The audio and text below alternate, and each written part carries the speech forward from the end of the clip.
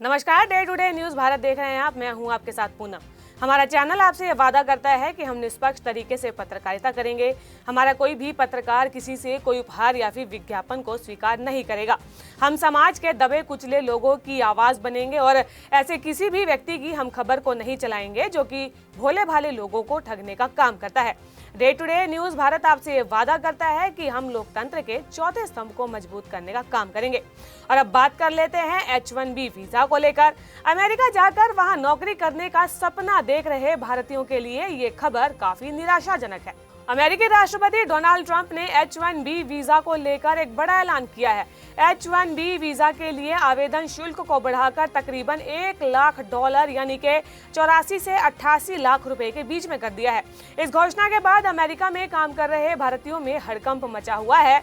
America में H1B visa धारकों की सबसे बड़ी संख्या भारतीयों की है, जिन्हें कि अब अपनी नौकरी पर खतरा मंडराता हुआ दिखाई दे रहा है। ट्रंप ने एक घोषणा पत्र पर हस्ताक्षर किए जिसके तहत H1B वीजा पर $1 लाख का अनिवार्य वार्षिक शुल्क लगा दिया गया है, जो कि रविवार से प्रभावी हो चुका है। वर्तमान में H1B आवेदन के शुल्क एम्प्लॉयर साइज के आधार पर $2000 से लेकर $5000 तक है। 3 साल के लिए वैलिड एंड रिन्यू होने वाले इस वीजा का इस्तेमाल अमेरिकी कंपनियां हाई स्किल्ड फॉरेन प्रोफेशनल, जिनमें से कि कई भारत से हैं, उन्हें लाने के लिए व्यापक रूप से करती हैं। अमेरिका की बड़ी तकनीकी कंपनियां जैसे कि Amazon, माइक्रोसॉफ्ट और मेटा H1B वीजा पर अपने कर्मचारियों को भर्ती करती है। सिर्फ 2025 के पहले 6 महीनों में Amazon ने 10,000 से ज्यादा H1B वीजा मंजूर करवाए हैं।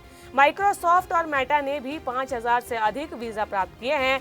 करीब 2/3 H1B वीजा धारकों की नौकरी कंप्यूटिंग और टेक्नोलॉजी से जुड़ी होती है, लेकिन इंजीनियर, शिक्षक और स्वास्थ्य कर्मी भी इस वीजा पर काम करते हैं। ट्रंप के इस नए फैसले ने अमेरिका में न केवल शिक्षा और रोजगार क्षेत्र को प्रभावित किया है, बल्कि इंटरनेशनल लेवल पर भी बड़ी हलचल पैदा करती है।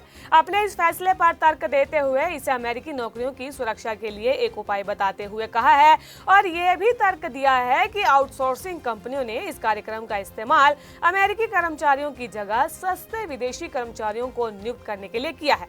उन्होंने इसे आर्थिक और राष्ट्रीय सुरक्षा दोनों ही नजर से एक मुद्दा बताया है। H1B वीजा का इस्तेमाल मुख्य रूप से भारतीय IT और टेक्नोलॉजी सेक्टर के कर्मचारी करते हैं। ये वीजा उन्हें अमेरिका में नौकरी का अवसर देता है।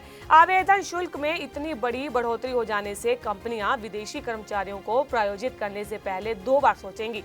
ट्रंप प्रशासन का कहना है कि इसी फैसले से केवल वही लोग अमेरिका आ पाएंगे जो कि वास्तव में अत्यधिक कुशल होंगे। अमेरिकी नागरिकों की नौकरियां नहीं छीनेंगे।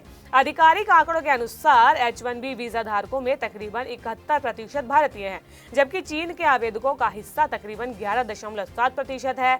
ये वीजा आमतौर पर 3 से 6 साल की अवधि के लिए जारी किए जाते हैं।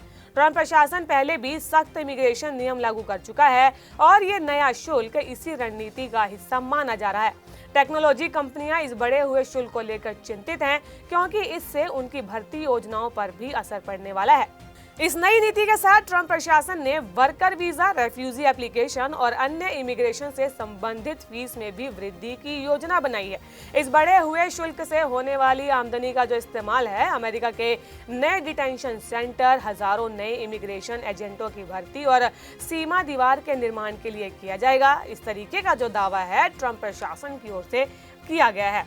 अब जो ये बड़े बदलाव ट्रंप प्रशासन की ओर से किए गए हैं, उस पर आपका क्या मानना है, हमें कमेंट कर जरूर बताएं। और ऐसे ही कुछ अन्य खबरों के बारे में जानने के लिए day to day news Bharat को लाइक, शेयर और सब्सक्राइब करना बिल्कुल भी ना भूलें। नमस्कार।